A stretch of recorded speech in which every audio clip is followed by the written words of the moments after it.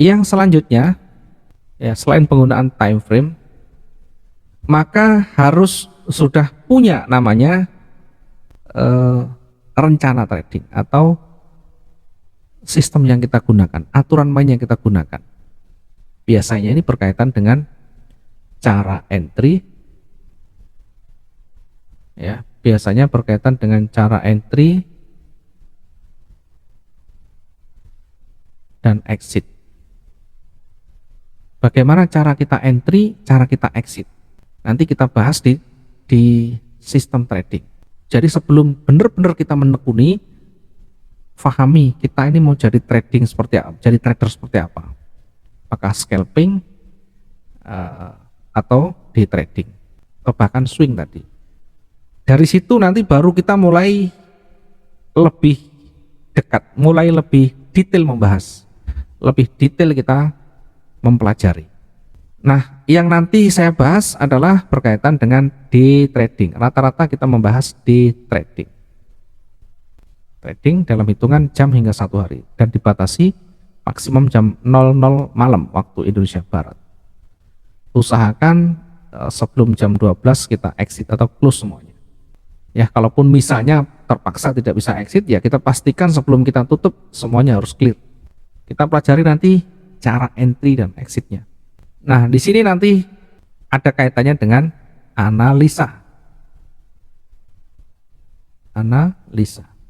Analisa itu adalah bagaimana cara kita menentukan kemungkinan terbesarnya. Dengan cara apa? Dengan cara melihat histori, sejarahnya. Ketika saya jualan bakso misalnya, saya terbiasa jualan bakso setelah bertahun-tahun saya berpengalaman. Ketika saya dagang bakso, hari-hari biasa, hari-hari normal misalkan, saya biasa menjual dengan kapasitas saya adalah 10 kilo hari Senin sampai hari Jumat. Sehingga dalam perjalanan 5 hari itu atau hari Senin, Selasa, Rabu, Kamis, Jumat itu selalu rutin. Ya, kita buat baksonya sekitar 10 kilo itu misalnya. Kenapa kita bisa yakin? Karena pasar kita, kemampuan kita rata-rata sehari 10 kilo. Kalau saya tambah 20 kilo, maka sisanya tidak habis. Karena sudah ada kemampuan di situ, sudah ada pasarnya. Kemudian hari Sabtu dan Minggu itu biasanya kalau saya buat 10 kilo, itu pagi sudah habis. Artinya saya harus nambah lagi, karena jamnya masih panjang. Sehingga ditambah 20 kilo. 20 kilo ditambahkan, ternyata setengah hari juga habis. Kemudian minggu depan lagi atau Sabtu berikutnya ditambah lagi. Dari awal tadi 10 naik menjadi 20. Masih cepat habis. Jadi kan tambah lagi besok 30. Ternyata ketika ditambah 30 tidak habis. Habisnya cuma 25. Maka 25 inilah yang menjadi acuan kita. Sehingga setiap hari Sabtu kita membuat bakso sebanyak 25 kilo. Hari Minggu ternyata tambah lagi ya. Hari Minggu kita buat 25 kilo. Setengah hari habis. Ya, belum sampai sore habis. Sehingga minggu depannya lagi tambah lagi 30 kilo. 30 kilo belum sampai sore habis lagi. Kita tambah lagi 40 kilo. 40 kilo ternyata tidak habis. Tinggal sisa 5 kilo. Maka kita buat standar 35. Sehingga menjadi histori kita, menjadi catatan kita yang tidak tertulis. Kita seakan punya statistiknya. Hari Senin sampai Jumat kita buat 10 kilo. Kemampuan kita adalah 10 kilo. Hari Sabtu kita buat 25 kilo. Hari Minggu kita buat 35 kilo. Kenapa tidak sama dengan yang lain? Karena histori, karena sejarahlah yang memberikan gambaran. Sejarahlah yang memberikan petunjuk. Ketika hari Sabtu kemampuannya 25. Saya tambahkan lagi tidak terjual. Saya gunakan yang standar cepat habis. Maka inilah kemampuannya. Hari Minggu dilebihkan. Kenapa hari Sabtu sekian, hari Minggu sekian, hari-hari biasa normal sekian? Dari mana kita bisa tahu? Apakah ada yang beritahu? Tidak ada. Lantas apa yang beritahu? Catatan kita, histori kita. Jadi catatan yang sudah kita alami. Sehingga jangan diabaikan namanya histori, sejarahnya. Termasuk ketika kita membaca candlestick nanti, membaca harga pasar. Dasarnya tetap histori, tidak ada yang menciptakan harga sendiri. Ya, dasarnya tetap histori dan harga saat ini. Indikator apapun yang dipakai, dasarnya adalah harga. Harga histori, harga saat ini.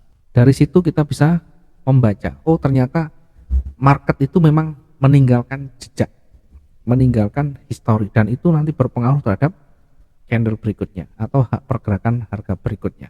Nah, nanti analisanya kita membaca, kita membaca menggunakan candlestick atau berbasisnya candle.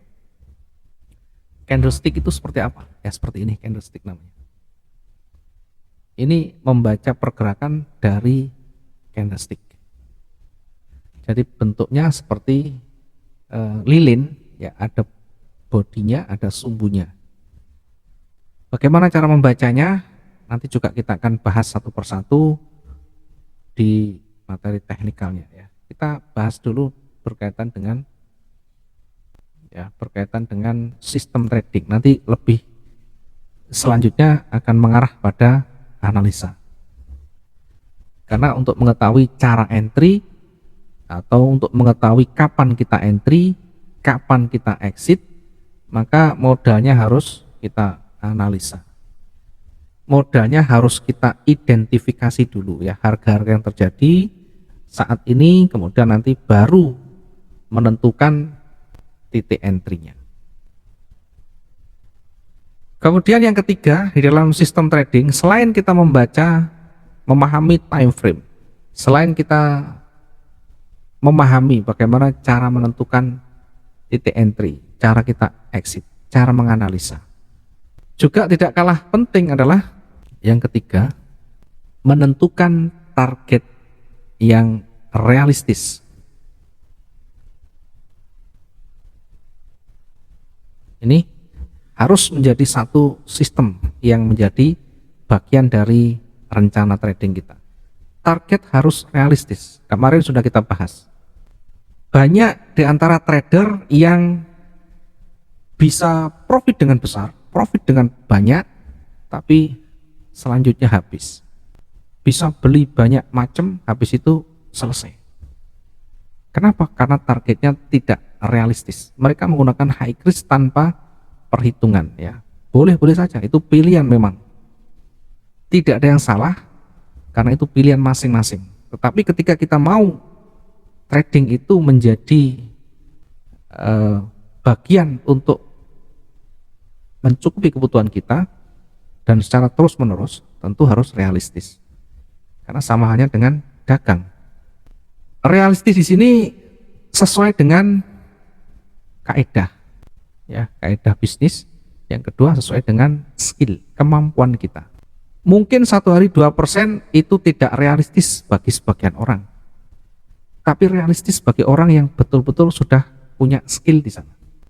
Jadi realistis kita bisa lihat dari dua sisi, dari kaidah kenormalan atau yang masuk akal, yang kedua dari skill, keahlian. Karena sudah teruji, sudah terasah keahliannya, ya silakan, ya boleh-boleh saja. Yang ketiga, ya, yang menjadi sistem trading kita, menjadi aturan baku kita di dalam kita berencana untuk trading, maka jangan lupa untuk selalu membatasi kerugian. Membatasi kerugian. Batasi kerugian. Nah, ini juga kita bahas kemarin ya. Batasi kerugian itu per transaksi bisa maksimum 2%. Atau per transaksi kita bisa bahas batasi 500 pip, 500 pergerakan. Atau dalam satu periode transaksi ya, maksimum ketika kita punya banyak transaksi, ya transaksinya tidak hanya satu, misalnya kita punya banyak transaksi, kita batasi maksimum secara kumulatif transaksi kita dalam satu periode itu tidak boleh lebih dari 20% dari modal. Batasi maksimumnya di sana. Silakan diamati, silakan dilihat. Mereka-mereka yang MC, yang bangkrut, habis, dipaksa tutup, rugi oleh sistem, itu karena kerugian sudah lebih dari 20%, bahkan lebih dari 80% modal. Yang jadi pertanyaan, dalam perjalanan ini ngapain saja di sana? Kenapa kerugian yang panjang, kerugian yang sudah bahkan lebih dari 50% kita biarkan? Tentu jawabannya adalah mereka masih berharap. Artinya tidak punya sistem trading yang jelas, karena hanya berharap tadi. Kalau kita sudah punya sistem trading yang jelas, tentu ini sudah harus dibatasi. Ya, semua trader profesional itu selalu membatasi kerugian. Selalu membatasi kerugian. Apakah dalam bentuk stop loss, apakah dalam bentuk yang lain, ya, misalkan dengan close manual atau dengan cara lain, tetap ada batasan resiko. Sejauh mana batasan resiko itu bergantung pada masing-masing orang. Setiap orang punya tingkat kecemasan yang berbeda, tentu berkaitan dengan kemampuan memahami dari teknik, secara teknikal atau fundamentalnya, kemudian kekuatan dananya, dan skill yang dia punya. Itu sangat mempengaruhi sekali. Ya, tetap menggunakan batasan, tetapi batasan itu bisa disesuaikan dengan ya kondisi kemampuan kita, kondisi kemampuan kita. Kemudian selanjutnya yang kelima ya, yang kelima, sistem trading itu harus dicatat, ya, harus ditulis, biar kita tidak lupa. Termasuk ketika kita berencana mau trading, itu kita bisa buat catatan atau jurnal, ya, jurnal trading. Satu hari ini saya masuk berapa kali, entry-nya, lotnya berapa, endingnya seperti apa, profit atau close, dasar-dasarnya apa, kita bisa buat satu catatan tersendiri, sehingga ketika kita selalu gagal, maka setidaknya ada referensi, ada petunjuk untuk kita nanti melakukan suatu koreksi, sehingga ke depan tidak diulang lagi. Nah, mencatat ini, menulis ini, apakah menulis sistem tadi ataukah menulis jurnal trading yang kita lakukan setiap hari, tidak semua orang mau, dan tidak semua orang tergugah di sana untuk mengangkat ballpointnya. Yang ada mereka hanya mengingat, dipikir ketika berpengalaman itu besok ingat lagi, ya belum tentu. Hari ini kita profit, kemudian depannya lagi profit, besok kita rugi, ruginya di mana saat itu mungkin ingat, tapi ketika besok lagi sudah lupa lagi. Kemarin apa ya, tidak bisa sudah, karena ketutup saat itu, ketutup permasalahan lagi yang baru, nanti akan semuanya akan tertinggal, hilang semuanya. Dan itu tidak ada sarana untuk evaluasi, tidak ada sarana untuk evaluasi dan koreksi. Padahal ini sangat penting, maka penting kita mencatat, membuat satu catatan, apakah sistem trading, apakah jurnal. Tujuannya untuk apa? Untuk selalu melakukan koreksi, introspeksi, yang kita lakukan sejauh mana perkembangannya, sehingga selalu ada kemajuan di sana.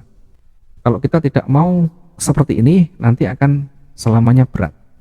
Yang selanjutnya, yang terakhir, yang keenam ya, dalam sistem trading itu selain harus dicatat, dibuat satu catatan, maka harus disadari semuanya membutuhkan proses untuk bisa mencapai satu titik yang lebih mudah, satu titik yang lebih nyaman dan sesuai dengan harapan kita, sesuai dengan style kita.